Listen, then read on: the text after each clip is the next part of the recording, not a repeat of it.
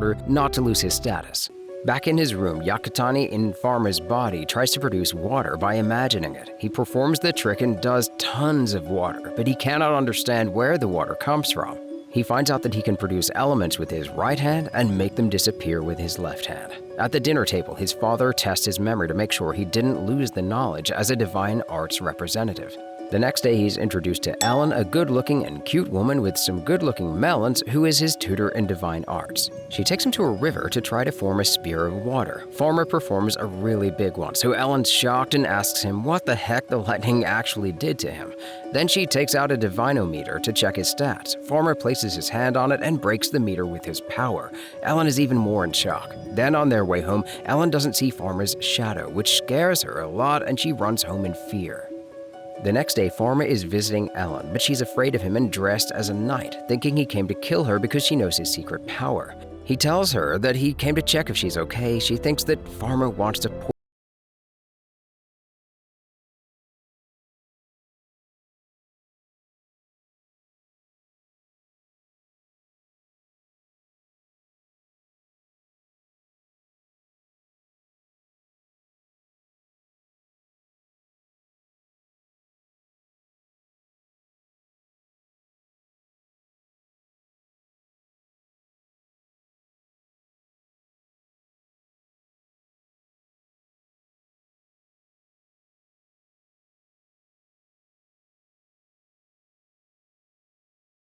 as a present for Lotte to treat her arms. Then he helps with a present, an ointment for all his servants. They are very grateful to him. That evening, he finds out that his sister is sick with chickenpox, and Farma secretly prepares a medicine and heals her really quickly.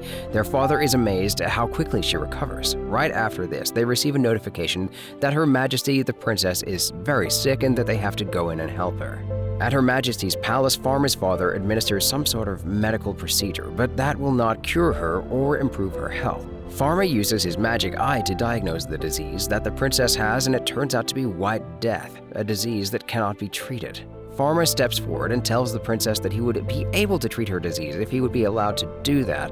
Everyone in that room opposes his statement, including his father, but the princess chooses to trust him and gives him the permission to treat her. Back at the laboratory, Farma starts to prepare the drug, but his father stops him, asking to explain what he's doing and what sort of medicine is that. He doesn't want to do that, and his father threatens that he's going to attack him if he doesn't explain what he's doing. They engage in a small fight, and his father becomes aggressive, but Farma is obviously overpowering his father, and so the father decides to let him do the medicine after all. His father also sees the mark on his shoulder and understands that he's been given the wisdom of the Saint Panactheos. Back in the princess's room, he gives her an improvised microscope with her diseased sample and shows to her and to everybody in the room how the disease works and explains what the disease actually is. Everyone is fascinated by Farma's wisdom. Back at home, his father and Farma shake their hands in agreement to put their efforts into fighting diseases and curing people. The following days, with Farma's help and medicine, the queen is getting better and better, and she gets fully recovered. With Farma's help, she's saved from death, and the queen decides to level up in a rank Farma and his father. Farma is declared with the rank of royal family pharmacist and is granted the right to build a pharmacy in the center of the capital city. Everything is covered by the royal family. Ellen and Lotte congratulate him and are very happy for him. When they see that the queen sent a team of construction workers to help him build the pharmacy, they're impressed of the queen's kindness. After giving them the blueprint, Farma decides on the name for the pharmacy, and he thinks that it should be Parallel World Pharmacy, since he is from a different world. The construction workers, without any question further, put this name on the building. Then a man named Veron approaches Farma and asks who's the owner of the building and what is he planning to sell. Making fun of him by seeing him so young, telling him that he's planning to sell candies, Farma doesn't take this very well. When he hears that Farma plans to sell affordable medicine for everybody, that makes him laugh and mocks Farma even more. Ellen stops him and warns him that if he's here to close the Farma's shop, then she'll kill him right there where he stands. He pretends that he joked and hopes they can develop a fruitful relationship, and then he leaves. Next, Lotte offers to be Farma's accountant. He doesn't want to agree because she's just a 9-year-old girl, but he agrees to let her help with the store and with the customers instead. Then Farma goes to his father to ask permission to hire Cedric as his accountant. His father gives him permission, then gives him a small gift, a chest full of gold coins as a support for the path he chose and for all the trouble that he might encounter in his pharmaceutical business. I wish I could have such a father too, right? After a month since Farma opened his pharmacy, he struggles to have customers, most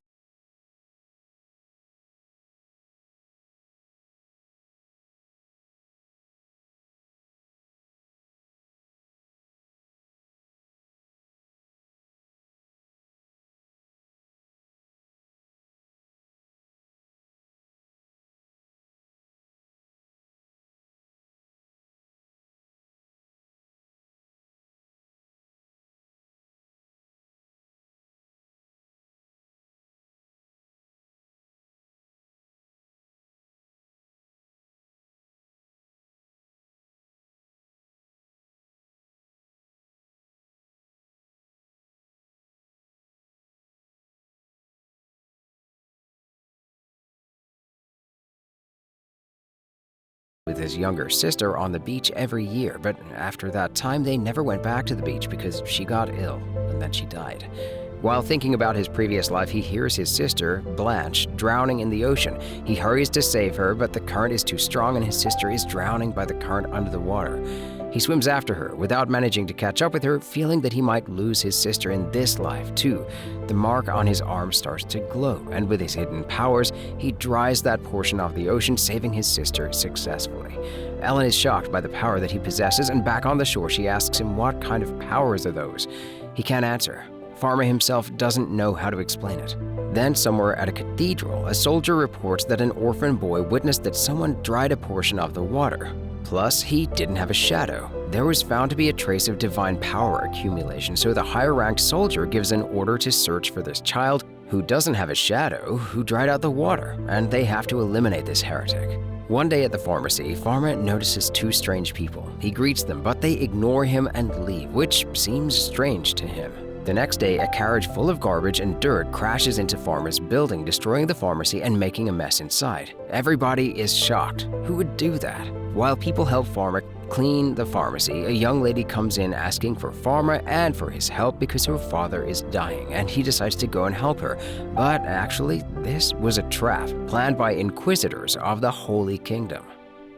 A guy called Salomon, an inquisitor of the Grand Temple, calls Farma the child without shadow and an evil spirit. He tells them that he's a human and has no bad intention, but they don't believe him. Salomon tells him to raise his hands and do 10 steps back.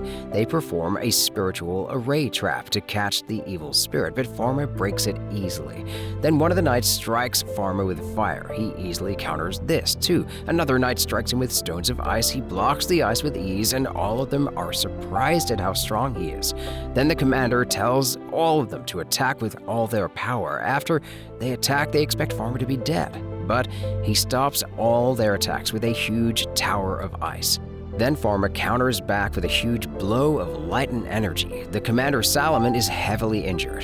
Farma tells him to call back his violent attackers.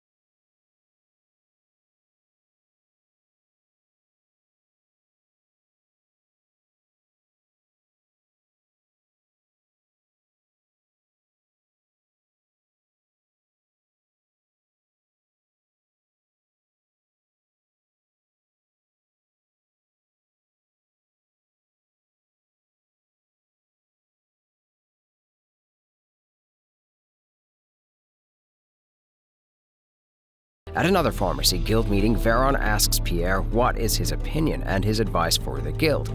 He expresses his concern on their end of how they do business in pharmacy and how poor the quality of the services that they provide in comparison with the parallel world pharmacy, explaining that he had the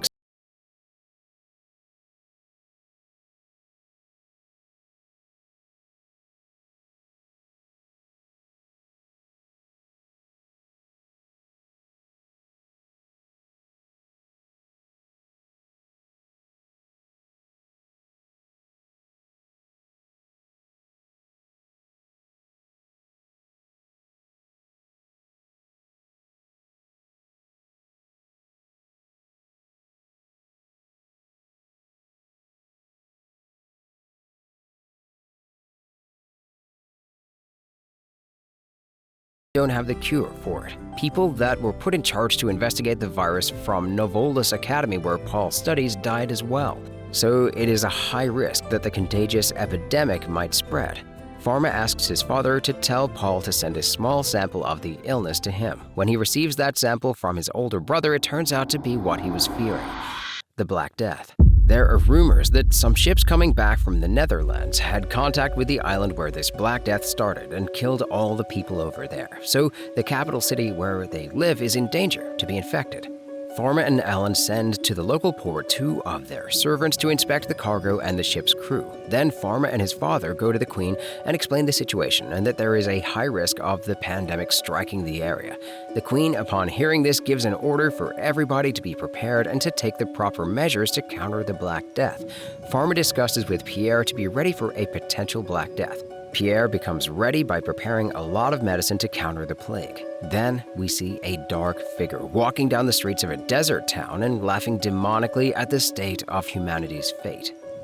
The next day, Farma and Ellen dress up properly and go to check each ship personally in depth. Farma inspects each crew member of each ship, and after thorough investigation of the ship, he lets them enter the city. After finishing the inspection of the ships, a guy named Adam brings Farma the news that a small village to the west of the island is reporting infection. It seems like one of the cargo ships did not want to wait and landed in that village and loaded their cargo. By hearing this, Farma rushes to get there. Ellen tries to stop him, but he assures her that he can handle it and everything's going to be fine. Farma takes out his wand, hops on it, and flies to the place. He almost hits a tree by avoiding a bird, but the special abilities of the wand allow him to fly through the tree.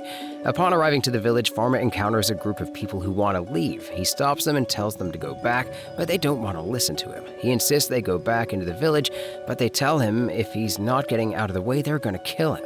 Farma uses his magic power to form an ice dome around the village, surprising them, and he tells them that he's a royal pharmacist and he's there to help them and to save as many lives as possible. When they see this, they listen and go back. Farma separates the village into 3 regions: the most infected, the less infected, and a middle section as well. They obviously need to take care first of the less infected section and then progress further. With the villagers' help, he manages to treat the infected ones and proceeds to the most infected part of the village, but he decides to go alone in there, not wanting to risk anyone else's life. When Farma gets there, he goes to a hospital building and he encounters a couple of soldiers from Grand Temple of the Holy Kingdom who help him with the treatment of those infected. They are quite a number, but Farma puts all his effort to save as many as possible, giving them medicine and treating them. From his side, Farma's father invites his old teacher, Mrs. Casper, to help him find a treatment for the disease. After showing one of Farma's research papers that shows that he discovered some microorganism that can create medicine substances for humans, she gladly accepts to help. On the other side of the island, holy soldiers captured a couple of people from that rogue ship that illegally brought their merchandise to the island, and they revealed that they were carrying different stuff, including animals, and they dropped them on the island. After analyzing the Queen's infection with White Death, the situation that they're in and these people spreading the Black Death, Farma thinks there is a mastermind behind all of this, planning the actual infection. Meanwhile, at Gate 6, where Pierre is in charge of the medical court, they find a track of the Black Death. Pierre wants to go and isolate that region where an attack is made on them. Pierre does his best to protect Farma's medicine. Then he sees 2 men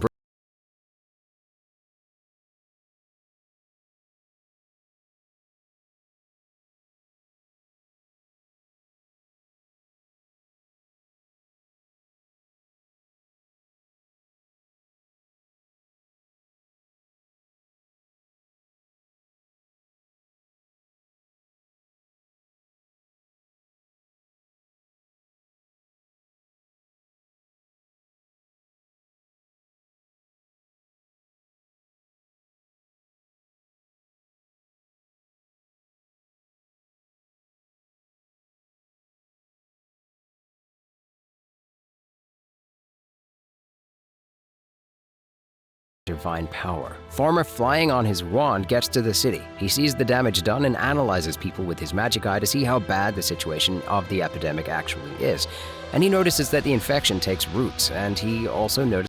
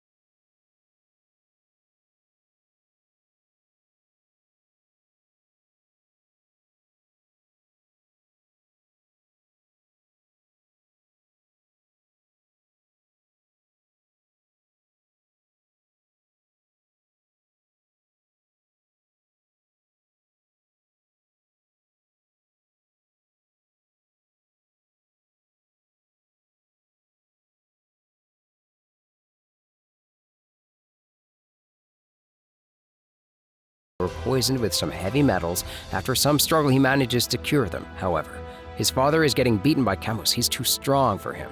After a lecture about humanity,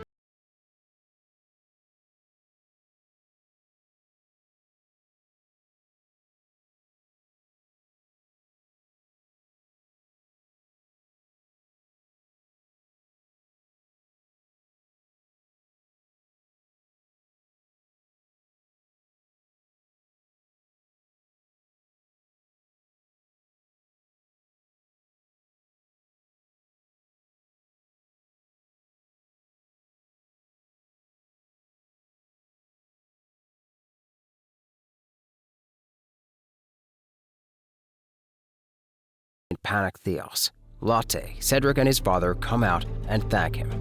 After Camus is dead, they battle with the Black Death. It still continues, but with the vigilance of Farma and his companions and the efforts they put in, the disease never stood a chance to do harm to the city. The Imperial City has carried on steadily towards recovery. 2 months later, the city celebrates the end of the Black Death. Everyone rejoices.